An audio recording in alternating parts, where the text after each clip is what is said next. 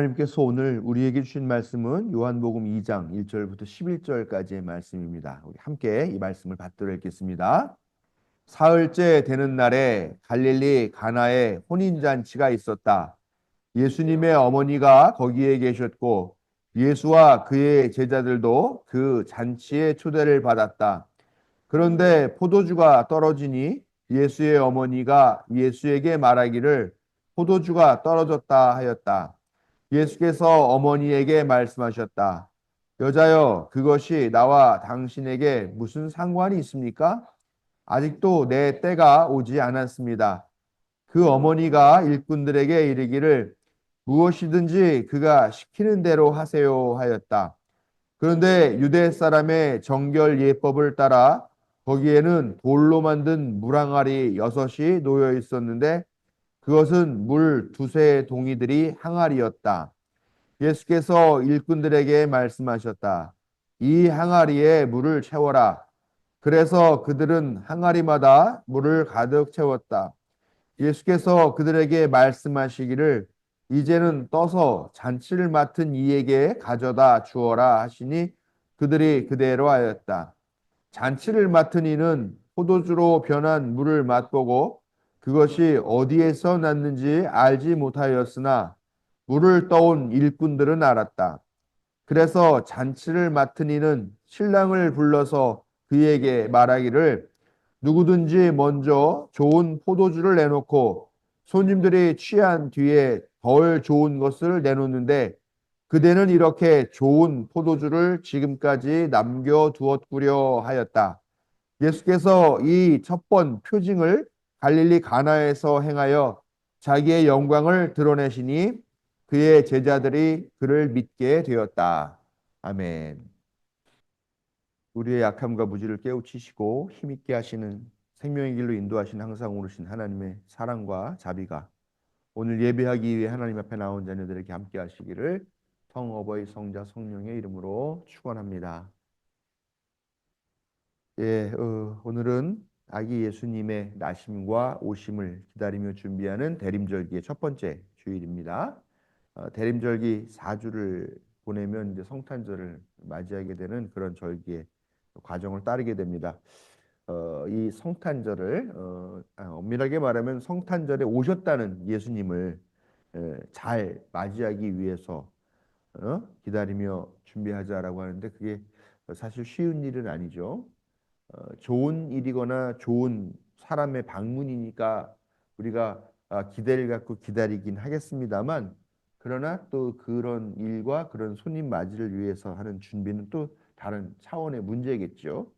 왜냐하면 준비라는 것은 우리가 어떤 사람의 방문을 준비한다라고 했을 때 그 방문은 철저하게 우리 자신의 기준이 아니라 방문자의 기준을 맞춰야 되는 거잖아요. 그 사람이 좋아하는 음식을 준비하고 그 사람이 편해하는 잠자리를 준비하고 그 사람이 원하는 일정을 짠다거나 하는 것은 너무나 당연한 일이죠. 그 방문자의 기준을 맞춰야 되는 거죠. 그 방문자의 방문 목적에 맞춰서 우리가 준비하고 또 맞이해야 한다라는 것입니다. 우리는 벌써 살면서 성탄절을 수도 없이 맞이했고 또 대림 절기마다 그 아기 예수님의 오심과 나심을 준비한다라고 했는데 정말 우리가 예수님의 그 방문 목적을 제대로 알고 제대로 맞이하기 위해서 준비했는가 하는 것들은 이제쯤 우리가 한번 또 생각해 봐야 될 문제라고 그렇게 봅니다. 매년 우리가 잘 이 성탄절, 이 대림절을 잘 준비해서 성탄절을 잘 맞이하였지만 올해도 역시 진지하게 성탄의 의미를 되새기면서 그 오심에 합당하게 준비하고 맞이하는 그런 성도 여러분들이 되시기를 부탁을 드립니다.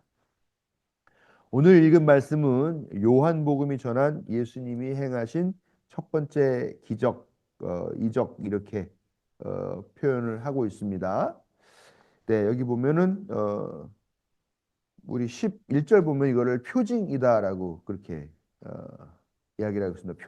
표징이라는 것은 이 구세주께서 자기 자신이 어떤 존재인가라는 것들을 그런 의미를 드러내기 위해서 행하시는 사건이나 기적과 뭐 여러 가지 일들이라고 그렇게 이야기를 하고 있습니다. 그러니까 예수님께서 이 일을 행하신 이 특별하게 여러 가지 것들이 있지만 이것을 첫 번째 그런 기적으로, 이적으로 혹은 표적으로 또 표징으로 그렇게 행하신 이야기에 대한 이야기인데 공간복음서 즉 요한복음을 제외한 마태, 마가, 누가 복음에서는 예수님의 첫 번째 기억을 전혀 다른 것으로 기술을 하고 있습니다. 그것들은 대부분 다 병자를 고치셨다라고 하는 그런 이야기나 아니면 귀신 들린 사람에게서 그 귀신을 쫓아내는 그런 행위를 하신 것을 첫 기적으로 표현합니다만 요한복음은 사실 이 가나의 혼인잔치 이야기는 다른 공간복음서에 전혀 나오고 있지 않는데 완전히 색다른 그런 이야기를 첫 번째에 예수님이 행하신 기적이다라고 그렇게 기록을 하고 있습니다. 어, 이 요한복음이 이 사건을 첫 번째 표징 또 기적으로 그렇게 딱 못 박아서 한 이유 아마도 앞으로 펼쳐질 뒤에 나올 이야기들에 대한 말하자면 복선을 깐다거나 아니면 전제를 하는 거라고 볼 수가 있는 거죠. 예수님께서 이 땅에 오신 목적이 뭐냐? 예수님께서 이 땅에서 앞으로 행하실 그 사역의 성격이 뭐냐라고 하는 그런 기본적인 전제들을 이 사건을 통해서 보여주는 것으로 볼 수가 있다라는 것입니다. 즉 오늘 말씀 요한복음이 생각했던 예수님의 그래서 이 땅에 오신 목적과 그 이유는 뭐냐? 우리의 삶에 풍성하고 유쾌한 잔치를 베풀어 주시기 위해서 오셨다라는 것입니다. 여러분들 최근에 참여했던 잔치, 요즘 잔치라고 하면 좀 뭐가 있을까요? 뭐 결혼, 혼례식 이렇게 그 혼인식 이런 데 가보면은 사실 잔치라는 느낌보다는 뭐 뷔페를 먹으러 간다는 느낌이 더 많이 들 것 같긴 합니다. 음. 그 잔치다운 잔치 그래도 이제 또 뭐 칠순잔치나 팔순잔치나 이런 거나 돼야 가서 가물을 즐기면서 이렇게 하니까 좀 잔치 분위기가 날 텐데 요즘은 뭐 이렇다 할 그 잔치가 별로 없는 것 같아요. 또 연세 드신 분들도 뭐 요즘 뭐 육순잔치, 환갑잔치, 칠순잔치 잘 안 하시는 또 경향이 있고요.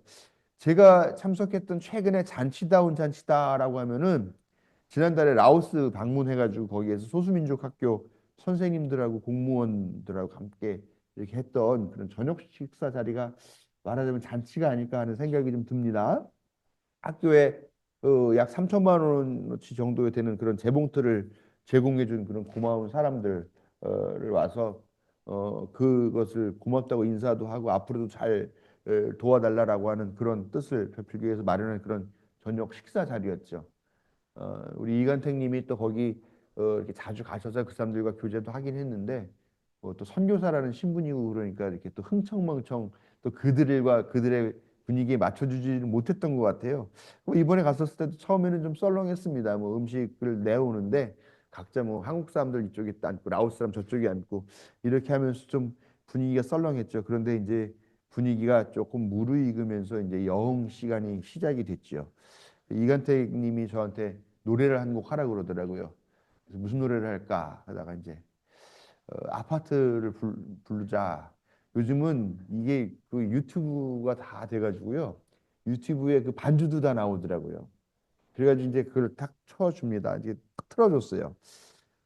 아파트를 틀어달라는데 그 아파트가 요즘 하시는 그거 아니고요. 딩딩딩 디리리리링 뭐 예상을 하고 계시겠지만 그 아파트입니다. 제가 나가서 아파트 노래를 별빛이 흐르는 다리를 건너 딱 이 한 소절을 부르자마자 갑자기 분위기가 썰렁하고 조신하고 막 조용했던 분위기가 확 뒤바뀌면서 거기에 얌전하게 앉아 계시던 여자 선생님들이 갑자기 제 주위로 막 달려 들어가 가지고 막 같이 저와 춤을 추면서 막 노래를 부르고 한마디로 말해서 광란의 밤이 시작이 됐습니다. 그 순간에요. 예. 그 얌전하던 선생님들이 갑자기 와가지고 막 제가 춤을 추면 거기서 저를 똑같이 막 따라 춤을 추고 하는 정말 제가 생각해도 광란의 밤이었습니다. 안 믿어지시죠? 제가 증거를 다른 데서는 절대 공개하지 못하는 증거를 제가 보여드리도록 하겠습니다. 예. 노래를 딱 시작하니까 딱 했었는데 갑자기 사람들이 막 늘어나죠. 제 주위에. 예. 그러면서 둘러서서 예? 동영상은 제가 부르니까 아무도 안 찍어줬죠. 다들 놀랬어요. 사실 그런 분위기가 갑자기 연출될 거라고 아무도 생각하지 못했던 거죠. 그 중간에 이렇게 사람들이 여자 선생님들이 다 뛰쳐나와서 막 같이 춤을 추죠. 이 선생님이 특히 저를 그냥 저 똑같이 옆에서 그 막 같이 얼마나 예술 선생님이래요. 춤 선생님, 그 예술 춤추는 선생님인데 이 선생님이 저를 그렇게 아무튼 이런 광란의 춤을 어, 여기 옆에서 한국 사람이 되게 놀랍다는 듯이 이렇게 쳐다보고 있죠. 네, 턱을 이렇게 입에다 쏘는데. 예? 라오스 여자, 라오스 선생님이요. 이 사람들은 주로 이렇게 음주가 안 부르려면 어떤 춤을 추냐면요. 이렇게 서서요. 이렇게 한 발짝 이렇게 하나, 둘, 셋, 하나, 둘, 셋, 하나, 둘, 셋 이런 춤을요. 예, 그런 잔치자리나 아니면 이런 여행자리 같은 거면은 사람들이 여럿이서 삥 돌아가면서 이 춤을 20분, 30분 춘대요. 근데 이게 무슨 뭐가 재밌다고 이거를 계속 이거만 하고서 돌아가는데 그걸 또 사람들은 보면서 되게 좋아한다는데 그런 춤들을 추던 사람들인데 이날 갑자기 광란에 예, 오늘 또 예, 생각해 보니까 그랬을 수도 있겠네요. 근데 몰라 이렇게 막 같이 춤을 추면서 흥겹게 이렇게 보냈던 시간을 아주 흥겨운 자리이긴 했습니다만 그렇지만 사실은 100% 저는 그 자리를 즐겼느냐라고 하면은 사실은 그거 아니죠. 왜냐하면은 아무래도 한 단체가 거기에다가 일정 부분의 그 현물을 기증했는데 그것들 잘 돌아가고 있는가, 그다음에 앞으로의 사업은 어떻게 할 것인가 하는 이런 일들을 현장 모니터링과 사업 협의를 위해서 간 자리이죠. 그렇기 때문에 사실 빡빡하고 협상이 어떤 그런 딜하는 그런 긴장감도 있고 이뤄야 되는 그런 자리이죠. 근데 그런 것들이 저녁 만찬에까지 와서 뭔가 어색한 분위기를 갖고 있었지만은 그거를 왠지 제가 그 자리에 구원투수로 등판해서 뭔가 분위기를 좀 부드럽게 만들어야 된다는 그런 부담감이 솔직히 좀 있었어요. 나 또 우리 이간택님 사업도 있고 그러니까 제가 좀 그래도 좋은 인상들을 남기고 분위기를 좀 바꿔야 되겠다는 생각이 있었어. 즐거웠지만 사업이라고 하는 그런 현실을 무시할 수 없죠. 그래서 그걸 보면은 잔치라고 해서 마냥 다 즐겁고 신나는 것만은 아니다 하는 생각을 하게 되더라라는 거죠. 복음서에 나오는 예수님의 비유와 가르침도 보면은요, 잔치가 마냥 신나고 가서 흥겹게 놀고 떠들고 먹고 마시고 할 수고 올 수 있는 자리가 아니라는 것들도 알 수 있습니다. 예수님 비유 말씀하실 때 뭐라고 말씀하시나요? 누가복음 14장에서 보면요, 예수님은 잔치 자리에 가면 네가 앉을 자리를 제대로 정해서 앉아라 이런 얘기를 하세요. 상석이 앉을지 말석이 앉을지 이 자리를 잘 잡으라 이런 말씀을 하신다는 거예요. 얼마나 부담스럽습니까? 잔치를 가는데 어디에 앉아야 되지? 내가 앉아야 될 적당한 자리가 어딜까? 예? 그게 잔치 자리라는 거예요. 또 잔치를 초대하는 사람에게는 또 이래요. 잔치에 누구를 초대해야 될지 잘 정해라. 부자나 일가 친척이나 뭐 권력자들이나 그런 사람만 부르지 말고 그 사람들은 너에게 되갚아 주니까 그 되갚지 못할 사람을 불러야 그 은혜가 하나님께 네가 보상받는다. 이런 얘기를 하신다라는 거죠. 아니 잔치를 초대하는 사람도 이 잔치에 누구를 불러야 될까 고민을 해야 되는 그런 좀 그렇게 쉬운 자리는 아니다라는 얘기를 하시는 거죠. 그냥 뭐 즐겁게 놀고 맛있는 거 먹고 와야지 하고 그렇게 갈 수 있는 그런 잔치는 별로 없는 것 같아요. 잔치에서는 잔치 의전이라는 것들이 있으니까요. 그런 것들을 어떻게 생각해야 될까? 생각이 복잡해진다라는 거죠. 또 한 사람이 베푼 잔치에 대한 이야기를 예수님이 말씀하셔요. 어, 초대받은 사람들이 근데 다 잔칫날 되는데 안 와. 왜 안 오냐 갔더니 내가 밭을 하나 샀는데 그 밭을 봐야 돼. 그래서 그 잔치 못 가겠어. 또 한 사람은 내가 소를 한 결이 샀는데 이 소가 잘 밭을 가는지 시험해야 되니까 내가 못 갈 것 같아. 이 얘기죠. 어떤 사람은 난 이제 막 장가를 갔기 때문에 내 아내와 함께 있어야 되니까 나는 그 잔치 갈 수 없어. 라고 이야기를 하죠. 거절합니다, 다. 근데 그런 것들이 다 사실은 핑계라는 거죠. 왜 핑계냐? 이 똑같은 이야기가 누가복음 14장에도 나오는데 마태복음 22장에도 나와요. 여기에 나오는 이야기가 평행 본문인데요. 거기에는 이 잔치를 누가 베풀었냐라고 하니까 한 임금이 자기 아들의 혼인 잔치를 벌이고서 사람들을 초청했다라고 합니다. 자, 여러분, 임금이 마련한 잔치에 쉽게 갈 수 있을까요? 야, 대통령이 나를 초대했어. 야, 기분 좋다, 영광이다 그러면서 갈 수 있을 거라고 생각하기가 쉽죠? 그렇지만 생각해 보세요. 야, 내가 무슨 옷을 입고 가야 될까? 야, 내가 거기 가서 뭔가 실수라도 하면 어떡하지? 실수라도 해가지고 잔치를 좀 어렵게 만들거나 그 자리 분위기 흐리면 안 될 텐데. 야, 내가 혹시라도 책이라도 잡히면은 괜히 잔치 갔다가 어려운 일 벌어진 게 아닐까? 이런 생각을 하지 않을 수 없다라는 거죠. 이게 바로 사실은 잔치의 실체라는 겁니다. 모두가 다 즐거워하는 듯이 보이지만 사실은 그 자리에 상석이 앉는 사람이 있고 말석이 앉는 사람이 있어요. 그거 잘못 앉으면 개망신 당합니다. 그런 서열이 그 안에 있어요. 혹은 그런 것들 때문에 보이게 보이지 않게 있는 차별이 있을 수밖에 없다라는 겁니다. 상석에 맛있고 비싸고 좋은 음식을 갖다 놓겠죠. 말석에는 그냥 생색이나 내는 그런 음식을 갖다 낼 수밖에 없다라는 거죠. 이 세속에서 벌어지는 이 잔치는 이렇게 권위가 지배하는 그런 잔치. 이게 세속 잔치의 정치학이라는 것입니다. 그러나 예수님의 등장은 이런 서열과 권위, 이런 차별의 잔치 자리를 완전히 뒤바꿔서 다른 자리로 만들어 버리신다라는 겁니다. 사실 이런 권위와 서열이나 차별의 체제를 지지하고 있는 그 시스템이 있죠. 그 시스템이 뭐냐면 바로 종교 시스템이었었어요. 당시에는 로마의 지배를 받고 있었기 때문에 사실 유대인들이 자기들 마음대로 그걸 할 수는 없었죠. 그렇지만 일정 정도의 자치권을 부여를 하는 것이죠. 그래서 이 자치권 안에서 나름대로의 어떤 그런 질서들을 만들고 그런 관리를 하라라고 하고 있었는데 그 질서, 그 자치 권력의 정점에 누가 있었느냐라는 거예요. 바로 대제사장이 있었습니다. 이 종교가 결국은 그 사회의 지배권을 갖고 있었다는 얘기죠. 이 종교가 그리고 서열과 차별을 정당화하였다라는 겁니다. 왜냐? 부자나 권력자가 된 건 어떻게 된 거냐? 그 사람의 노력이 아니라 하나님께서 그 사람을 선택하셨기 때문에 그 사람이 권력을 잡은 거고 그 사람이 부자가 될 수 있었던 것이다. 근데 그런 자리를 차지하지 못한 사람들은 뭐냐? 그 사람들은 하나님께 선택받지 못한 사람들은 아니냐? 하나님이 선택한 건데 어떨 거야? 어떡할 거야? 어떡할 거야? 응?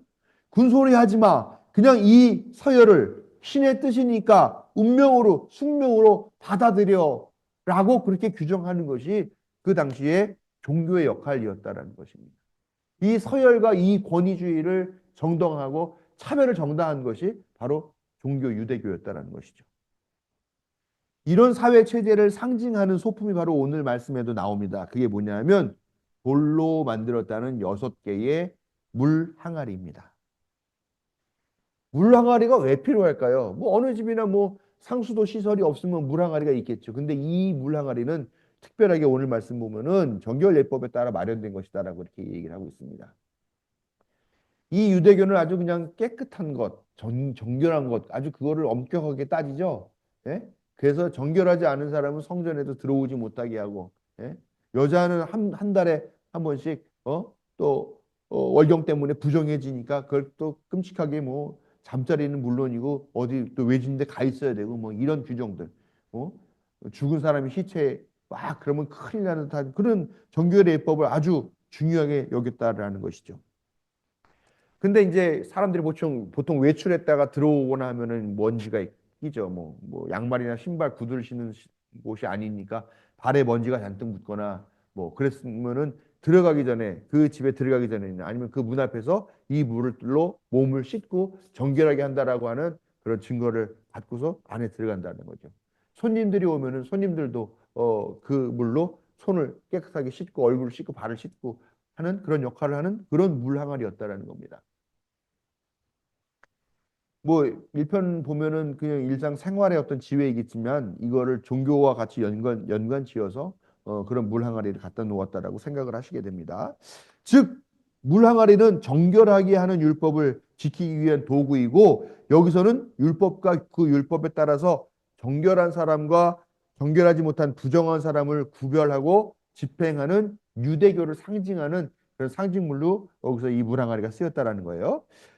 이 말은 뭐냐면 이 잔치에는 지금 소위 정결하다고 여겨지는 사람들, 종교 엘리트들, 또 종교 엘리트들 주변에 있는 권력자들에게는 이 잔치가 아주 흥겨운 그런 잔치이겠지만 그렇지 않은 사람, 조금 부정한 사람, 조금 불결하다고 여겨지는 그런 사람들은 이 잔치에 와서도 기죽어서 눈치 보면서 끼지도 못하고 구석자리에서 그냥 자기들끼리 끼리끼리 그냥 대충 있는 듯 없는 듯 그렇게 자리나 지키고 있다가 돌아가는 그런 불편한 잔치일 수밖에 없다라는 것을 이 말씀을 통해서 알 수 있다는 겁니다. 그런데 예수님은 이 정결 예법을 위한 이 물항아리를요, 잔치를 위한 물항아리로 바꿉니다. 사람들을 즐겁게 하기 위한 그런 술 항아리로 뒤바꿔 놓으십니다. 서열과 차별의 잔치를 은혜와 은총의 잔치로 바꿔 놓으셨다라는 말입니다. 눈치를 보면서 앉아 있어요. 자기가 앉아 있어야 할 그 자리를 찾아야 하던 그런 사람들 있던 그 잔치가 지금 모두에게 다 큰 만족을 주는 그런 은총의 잔치가 되었다라는 겁니다. 잔치를 맡은 사람, 아마도 요즘 말로 말하면 소믈리에였던 것 같아요. 이 와인의 맛 싹 보면서 이거 이 몇 등급 와인이야 이렇게 아마 했던 그런 사람인 것 같은데, 이 사람이 이렇게 얘기를 하죠. 이렇게 좋은 포도주를 지금까지 남겨두었구려. 이렇게 얘기를 한다는 거죠. 이 잔치를 맡은 사람도 이렇게 좋은 포도주라고 이야기를 했으니 아마 그 자리에 있었던 대부분의 사람들도, 예, 30만 원짜리 와인이나 3천 원짜리 와인이나 구분 못하는 우리 같은 막립들은 모르겠지만 아마 그 맛을 구별하는 사람들도 다 야, 좋다라고 그렇게 이야기했을 거라는 것이죠. 예수님이 바꿔놓으신 이 은총의 잔치는 모두에게 이렇게 좋습니다. 아멘. 좀 해주세요. 아멘. 예. 여러분, 우리는 이 말씀을 통해서 종교란 무엇인가 하는 것들을 묻게 된다라는 거예요. 우리는 종종 예배와 또 종교를 뭐라고 합니까? 천국잔치 이렇게 표현하죠. 예. 그래서 뭐 전교인, 이웃초청 잔치 뭐 이런 거 할 때 뭐 천국잔치 이렇게 얘기하고, 저도 기도할 때 종종 예배를 천국잔치라고 이렇게 표현을 합니다. 그런데요, 아까 말한 대로 잔치라고 해서 모든 잔치가 다 즐겁고 편안한 건 아닙니다. 예? 눈치 봐야 될 일도 있고, 내가 내 주제를 알고 내 자리에 찾아가서 거기에 찌그러져야 있어야 되는 그런 잔치도 있다라는 겁니다. 가기 싫은 잔치, 권력자 앞에서 눈치 보고 줄 서야 되는 그런 잔치, 자기 주제를 알고 적당한 자리에 끼어 앉아야 되는 그런 잔치가 있다라는 것이죠. 반면에 편안한 마음으로 가서 잔치를 마련한 사람의 그 은혜를 기쁜 마음으로 받아서 누리고 마음껏 먹고 마실 수 있는 그런 잔치도 있겠죠. 그렇다면 오늘날 우리가 말하는 천국잔치, 이 교회와 이 종교라고 하는 이것은 과연 어떤 잔치일까 하는 생각을 해보게 된다는 것입니다. 예수님이 예루살렘 성전을 정화하시는 이야기 아시죠? 성전 뜰 안에서 여러 장사꾼들이 그런 희생 제물들도 팔고, 또 거기서 성전에 드리기에 합당한 그런 동전, 주화로 바꿔주는 그런 환전상들이 거기에 상을 펴고서 장사를 하고 있죠.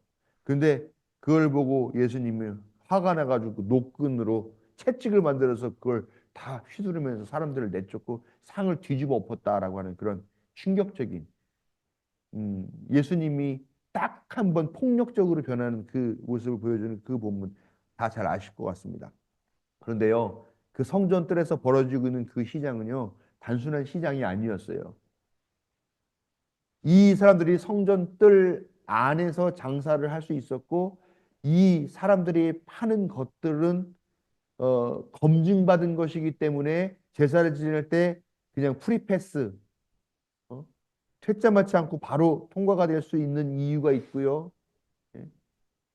또 그 동전으로만 받는 이유가 있어요. 뭐냐? 바로 제사장이 그렇게 정했기 때문이라는 거예요. 제사장이 거기에서 장사할 수 있게 허가했다라는 겁니다. 즉 거기에서 거래되는 그 여러 가지 상업 활동을 통해서 얻어진 막대한 이익이 제사장 그룹, 종교 엘리트, 그리고 특권층에게로 돌아가는 그 누구도 침범할 수 없는 독점적인 사업이었다라는 겁니다. 그래서 예수님이 그런 폭력적인 모습을 보이시면서 상을 뒤집어 엎으시면서 뭐라고 말씀하시냐? 기록된 바 내 집은 만민이 기도하는 집이라고 불릴 것이라 하지 않았느냐? 그런데 너희들은 그것을 강도의 소굴로 만들어 버렸다라고 말씀하셨다라는 거예요. 이게 뭐예요? 성전이 특권층을 위한 특권층들만의 전유물이 되어버렸다라는 것을 아주 강력하게 비판하고 계신다라는 거예요. 만민이 기도하는 집이라고 했는데 정작 그 만민들은 이 성전으로부터 배제되고 객체로 전락하고 여기 와서 소비나 해야 되는 그런 사람들로 전락해버린 이 성전. 사실 이 사람들이 기도하는 집이 되었어야 할 이곳이 독점적인 사업행위나 하는 이런 현실을 개탄하신 말씀일 것입니다. 바로 오늘날 교회의 잔치. 우리가 이 잔치를 이 예수님의 이 성전 정화 사건과 같이 맞물려서 생각해 본다고 한다면 오늘날 이 성전이 특권층의 전유물이 된 것처럼 오늘날의 교회도 잔치라는 개념은 없고 어떤 소수의 사람들이 자기의 권력들을 행사하고 그것들을 자랑하는 장소가 되지는 않았는가. 아니면 내 자리가 어디에 있는지나 찾아보고 하는 그런 어떤 책임적인 어떤 의무를 지우고 나에게 어떤 멍해를 지우는 그런 가고 싶지 않은 불편한 잔치 자리가 되진 않았는가. 한번 되돌아봐야 될 때라는 것입니다. 예수님이 우리에게 오신 이유는 진짜 잔치를 우리에게 돌려주시려고 오신 것입니다. 하나님 앞에 선 우리 모두는 다 죄인이에요. 목사라고 뭐 죄인 아니고 또 누구라고 해서 죄인이고 그렇지 않아요. 모두가 다 죄인이지 하나님 앞에서는. 근데 죄에도 약간 크고 작음의 차이가 있겠죠. 그러나 여러분 우리는 뭐 어떻게 보면 뭐 내가 그래도 목사인데 좀 죄를 덜 짓지 않았겠어. 뭐 누구는 교회도 제대로 안 오는데 더 큰 죄이지 이렇게 말할 수 있을지는 모르겠지만 그러나 우리가 그렇게 도토리 키재기 하듯이 하는 그 차이도 하나님 앞에서는 티끌보다도 더 작은 차이, 티도 나지 않는 그런 작은 차이일 수밖에 없다는 것이죠. 근데 어떻습니까? 우리는 그럼에도 그런 그 차이로 끼리끼리 당을 짓고 모이고 힘을 짜고 패거리를 짓고 하면서 그걸로 서로를 배제하고 차별하고 혐오하고 그런다라는 것입니다. 그런데요, 그것을 이 종교가 당연한 체계로 인정하고 그것이 오히려 믿음의 단계라고 이렇게 이야기하면서 너도 더 높은 믿음의 단계로 올라갈 수, 믿음의 높은 단계로 올라갈 수 있도록 정진하라고 그렇게 이야기하고 있다는 겁니다. 언제부턴가 하나님을 믿고 예수님의 길을 함께 걷는 것이 잔치가 아니라 숙제가 돼버리고 의무가 돼버린 것 같습니다. 조건 없는 은총은 의무로 뒤바뀌어 버렸습니다.